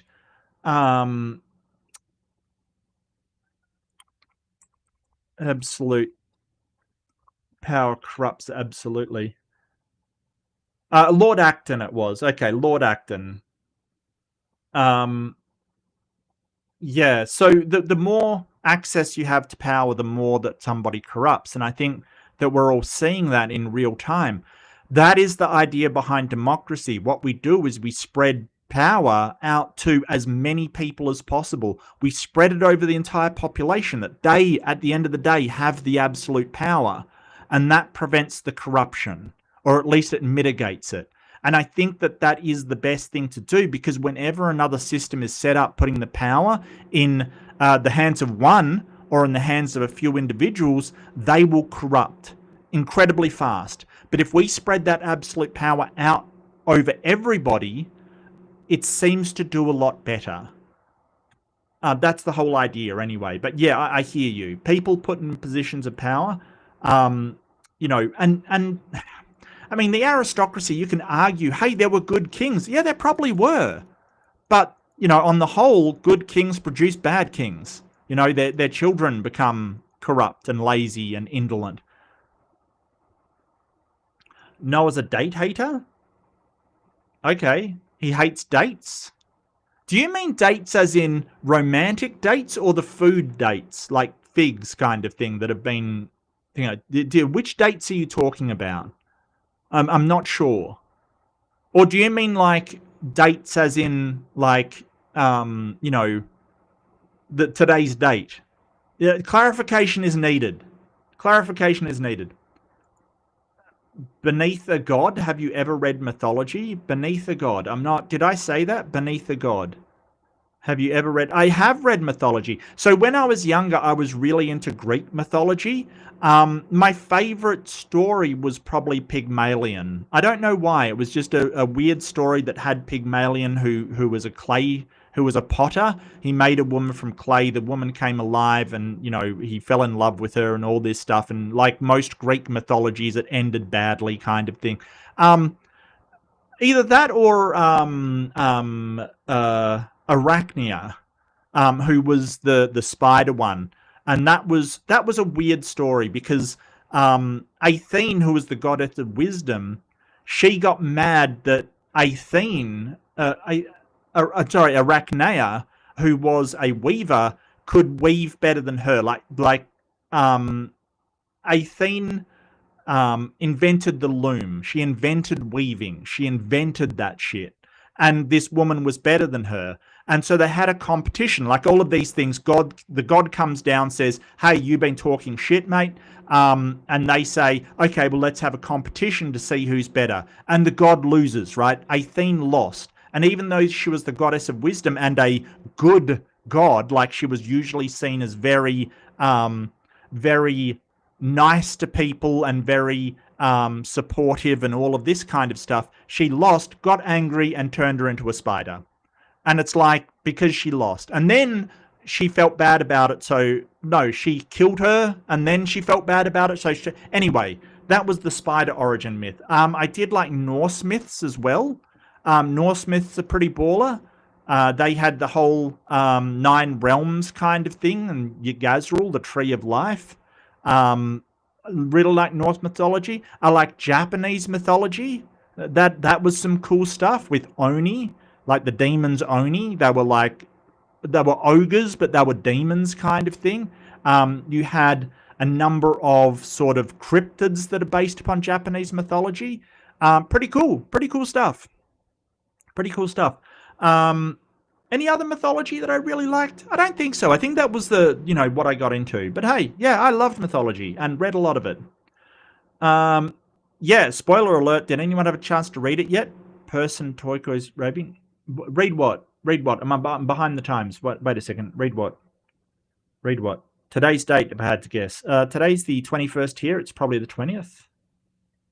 I'm not 100% sure. Not 100% sure. Oh, yeah, no, the Bible. Yeah, no, I get what you're saying, Skeptic. The Bible. Yeah, no, nobody's read the Bible. I'm just spoiling it for everybody. Absolutely. Probably didn't read the Bible because it's mind pollution. I don't think that's the case, McTime. I think that people should read the Bible. Not because it's, saves souls or anything like that, but just, it's always interesting to see what the people of the time thought. For instance, in Norse mythology that I was just talking about, people thought that the world was formed out of the body of an ice giant that had been killed, and it basically dissolved into the oh god, I've had a mental blank, into Midgard, right? Like it was basically the body of this ice giant formed into Midgard. Like it, just really fascinating stuff. And I think the Bible's no different. As long as you know that, hey, this is a group of people in the ancient Levant trying to understand why they're here, what they're doing, why civilizations arise, why their civilizations fell. There's a little bit of history in it, but mostly it is that mythology, like people putting stories to why things are around. All mythology is worth looking at. I mean, the stories of the Aborigines in Australia, the rainbow serpent, the dream time, it's all very fascinating. It's just important not to understand it as history, but rather the ancient oral mythology of people's trying to explain things. It really is fascinating. So I don't think it's mind pollution. I think it's just used that way. I think people use it as a, factual historical document when that's not what it is. It's the oral mythology of a people long past that is fascinating, and we can learn from it. We can learn from the things they say. We can learn from the mistakes they made. Morals are more of a divine command depending on the situation. Morals are obsolete. I think you mean objective. I think then morals are obsolete, more of a divine command depending on the situation. Oh, maybe you do mean obsolete. Yeah, so that's, yeah. So this is what comes, like you sort of talk to religious people and you're sort of, if the Bible gives you a morality, then it's okay to stone people to death for transgressions. And they say, well, that was back in the day, it doesn't apply now. Well, that's relative, morality. That's relative depending on the time that you're in or the situation that you're in. And I guess some things can be objective and also relative. Like, for instance, the position of a stone, right? A stone, it's objective. It is where it is. That's not up to my interpretation. It's not up to my stance. It's not my opinion on where that stone is. It will be at a certain place. And it's also relative over time. Like, it might be moved and then it's somewhere else. Like it can change. It definitely can change. But it's very hard to get a morality that is derived from the nature of a god when that god's nature is allegedly unchanging, right? So they sort of will say God doesn't change. He is the same now as he was before, as he will be in the future. He is unchanging. And then when you ask them about morality, they get it from God's nature, which is unchanging, but it does change. Okay, it doesn't make any sense. There's some problems there. GTGT says, yeah, that is true. What did the animals eat? Well, here's the thing. The apologetics I've heard on what the animals ate on the ark was that all of the animals were vegetarian before this happened. All of the animals. So, hilariously, against debating against Kent Hovind, I brought up eagles, for instance. They're an oblate carnivore. And he said, no, the eagles ate hay. Which, if you imagine an eagle with a beak eating hay, that is one of the most ridiculous mental images I've ever had, and is just hilarious. It is absolutely hilarious.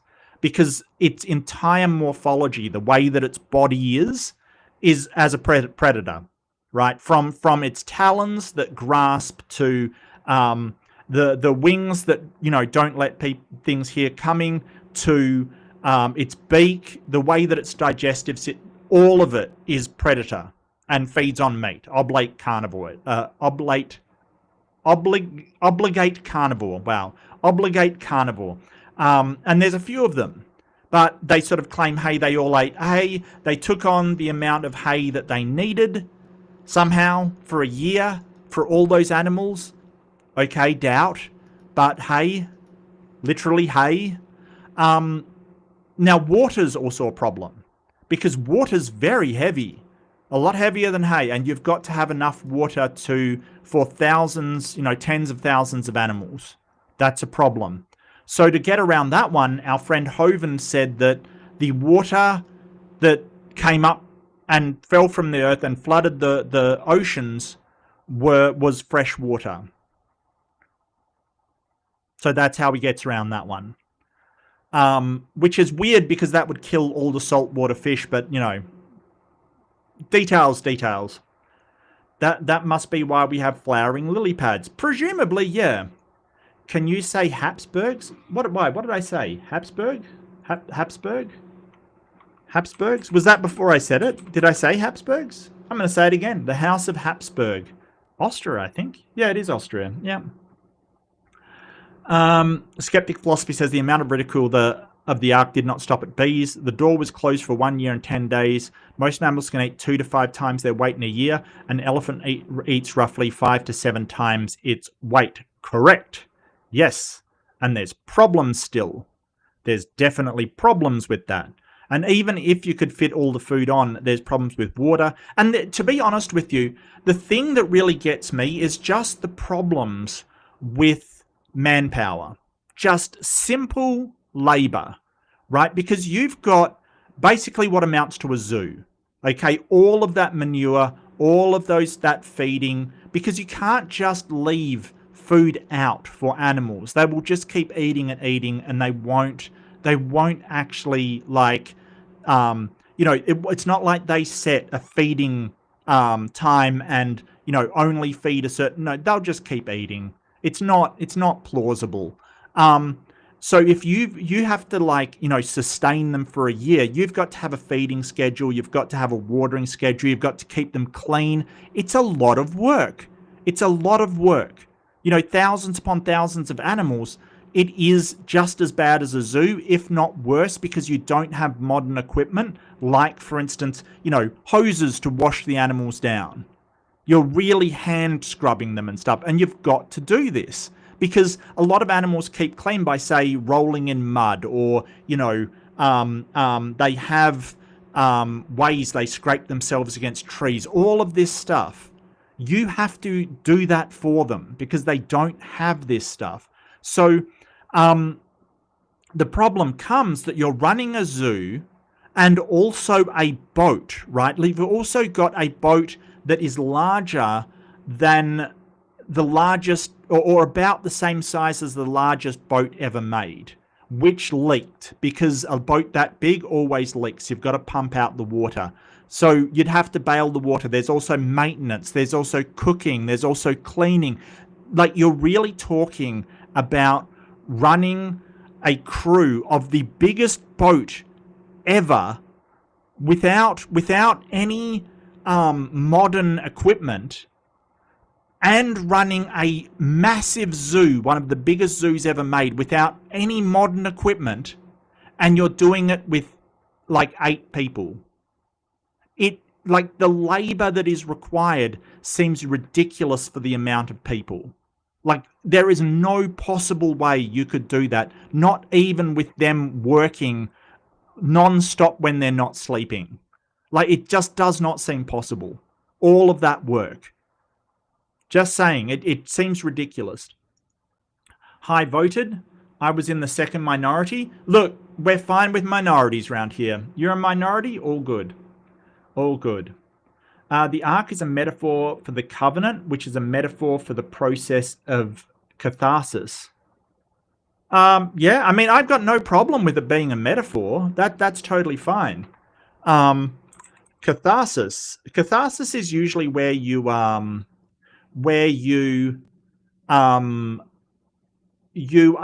having a reaction to losing your shit, basically. The catharsis is the mental recovery after a breakdown, essentially. That's usually what catharsis is. It's usually the mentally soothing after something bad happens.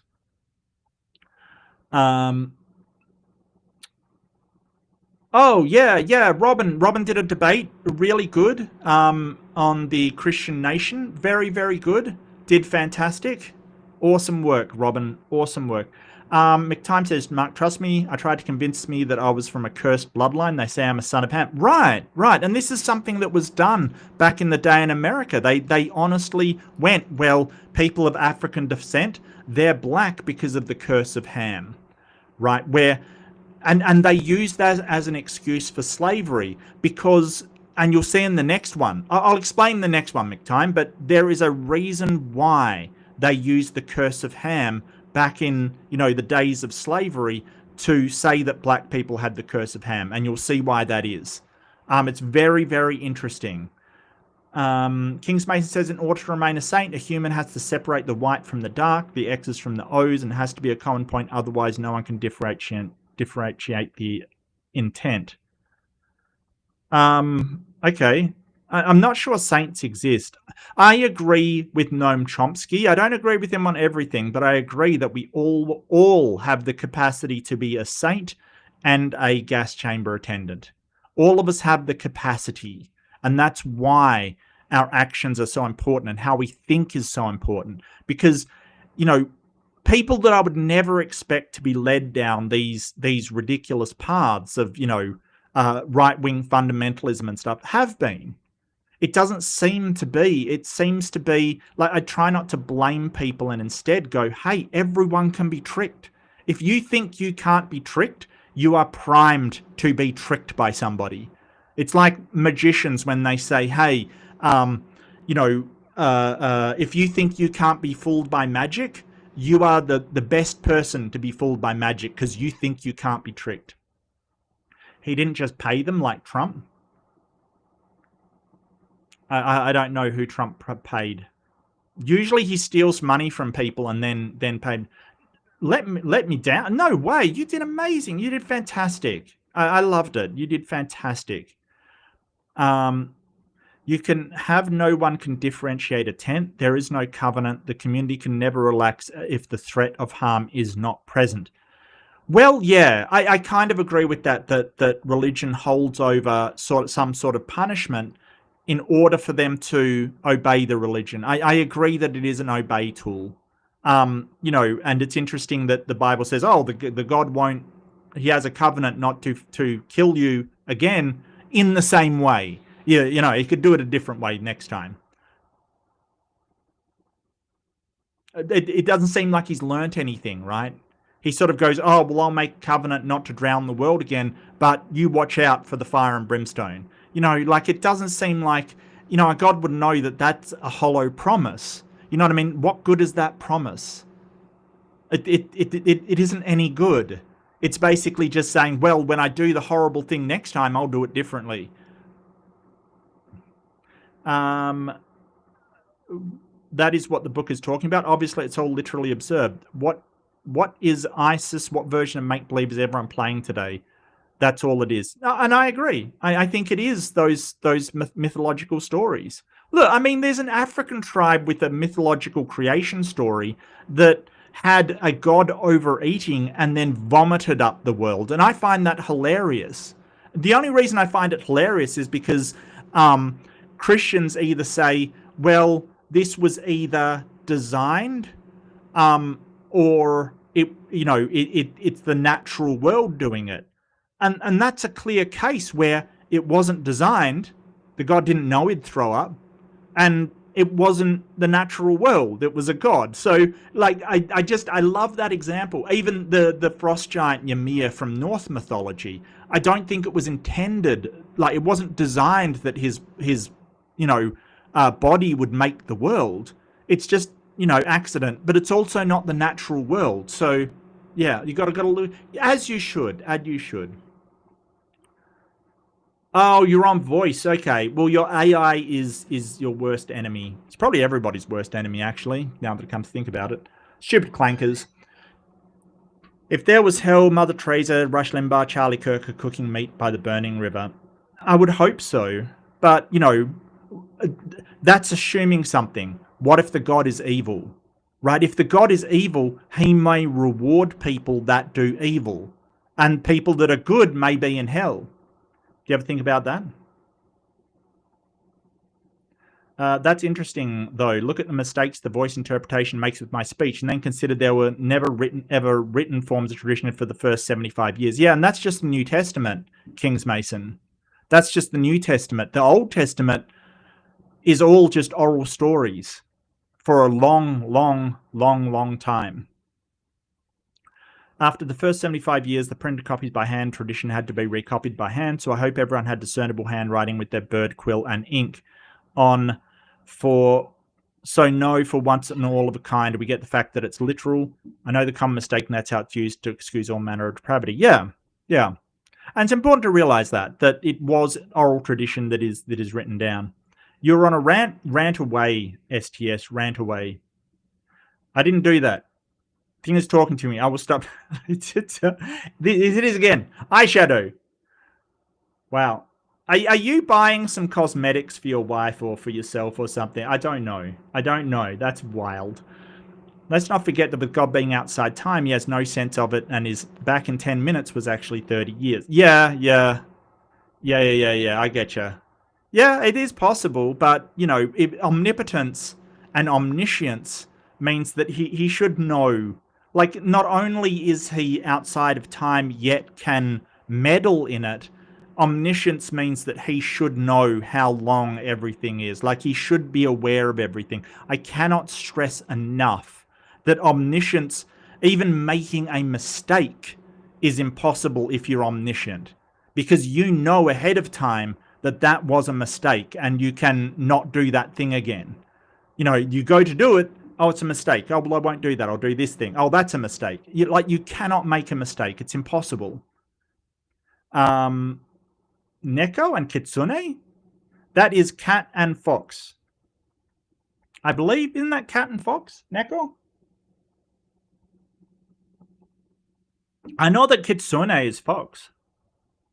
People from the Sahara would never think the world is an ice giant. Yeah, but the Sahara used to be a lush sort of lush. I don't think it was jungle, but it was like you know, really heavily forested and stuff. We know that it was very, very lush area for a while. Not sure what happened. I'm not 100% sure, but I do know that it used to be very fertile area.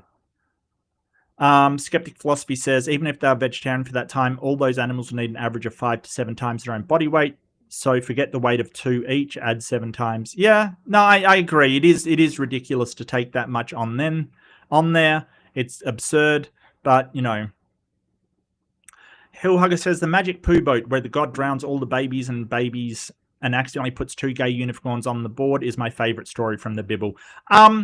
It is one of my favorites. It is one of my favorites, Hillhugger, just because of the absurdity of it. It is hilarious. My favorite is probably the story of Samson.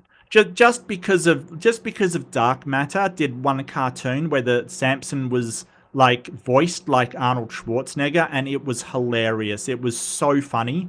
And when you read it, it's absurd. It's absurd. It's like if Hercules, like the story, what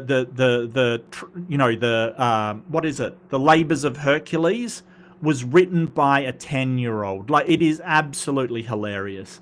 Hippos need water to bathe in. Yeah. Well, presumably there was water all around them. So I don't know how they got in and out with the door closed. Kent Hoven says there was a moon pool. So work that one out if you can. Yeah, babies and puppies, yep. I lose my ship when I hear apologists ignore science for faith. Yeah, it's dangerous. It's dangerous. Having these things based upon outmoded religious concepts is dangerous. It just is. We see the harm all the time. In the Korean myth, the god that made humans uses a cosmic oven. Of course. Well, that makes sense. You wouldn't use a cosmic microwave. What are you talking about, Jedi? Come on now. Come on. Cosmic microwave? Don't be absurd. As far as gods go, the world being vomited up would line up better with what we see. Exactly, right? Then you don't have the problem of evil. It's just some nasty, nasty jank that the god ate the night before. That's the evil. You know, we've all been there, right? Had a malicious curry and you know, feel a bit off the next day. There's evil. That curry is evil, and God threw it up. Hillhugger says there is an Aboriginal Australian story with a giant frog that causes a drought by drinking all the water and then gets tickled on the belly and throws it up to cause flooding. Yeah, so that's basically the monsoon story. It's essentially people, you know, at the time trying to explain things with things that they see around them, and it's not surprising they come up with this. Hillhugger, had a creationist try to tell me that story is evidence of Noah's flood? What? How? We get droughts all the time in Australia, like all the time. What? Weird, weird. Actually, I went to a art gallery recently. I just decide the fact, just went to an art gallery, and there was some beautiful Aboriginal art. And the weird thing about Aboriginal art, like the traditional stuff, is it's also used as maps. Like the dots are like distances to places, really beautiful, and actually are practical. So whether they're arts or crafts is up in the air, but I do like it. Anyway, that is the people's voice, mostly about how God was a complete douchebag. And I got to agree with this one. Like, if you create a world, you let the people do whatever. You don't provide them any guidance. Because don't forget, Christians will say, hey, God did try to guide us, only in the New Testament and sending Jesus down. There wasn't anybody to guide these people. And even when, I might add, in Genesis 5, right, even when there's someone that comes along who's really a good example, Enoch, God whisks him away. He grabs him and moves him away. So was that because he was too good an influence? What was that? And everybody dying without Jesus, well, Enoch didn't. He got moved away. He got saved without Jesus, which is interesting as well. But these people had no real role models, leaders to tell them what to do. Of course chaos is going to ensure. If you put a whole bunch of people on an island with no laws, no leaders, no organization whatsoever, yeah, maybe they'll create organization, but chances are you've got Lord of the Flies, right? We know this to be true. And working together is best for their survival, but will they do it or not? That's up in the air. But we've got a God here who knew what would happen and did it anyway. He knew ahead of time that there would be chaos on the earth and still decided to do it, and then punish everybody except for Noah for the outcome that he knew would happen and was the most likely outcome of not guiding people when you put them in a place. I'm sorry, that's, you know, if I put people in a place with no guidance and no leader, I would not be angry going, oh, well, you should have been good people kind of thing. No, I'd probably go, hey, that is one of the reasonable outcomes. I probably should have set up some kind of system so that they wouldn't get into these problems. But this is the Bible. This is supposed to be the document that guides people. Well, obviously, all of these people, Kenan, Mahalalel, Jared, Enosh, they didn't have the Bible because it's being written. So how did they know? How did they know not to do these things?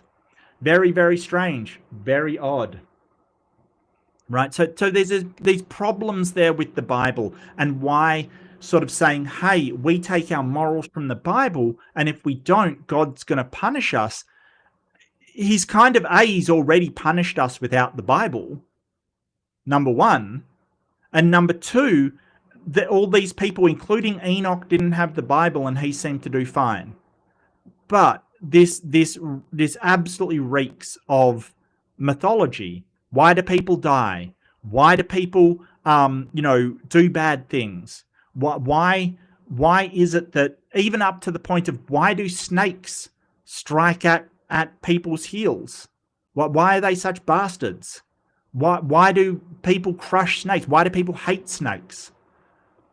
It's all explanations. Why do we have an innate sense of good and bad? Why do we have moral intuition?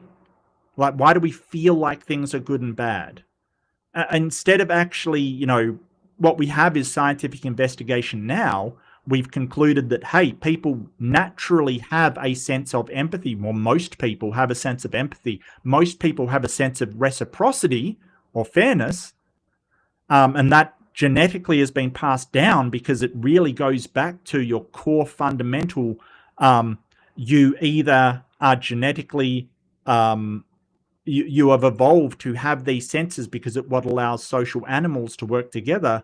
This is saying, hey, at the start of the universe, these people ate from a magic tree and that gave them this knowledge. No. Absolutely not. No.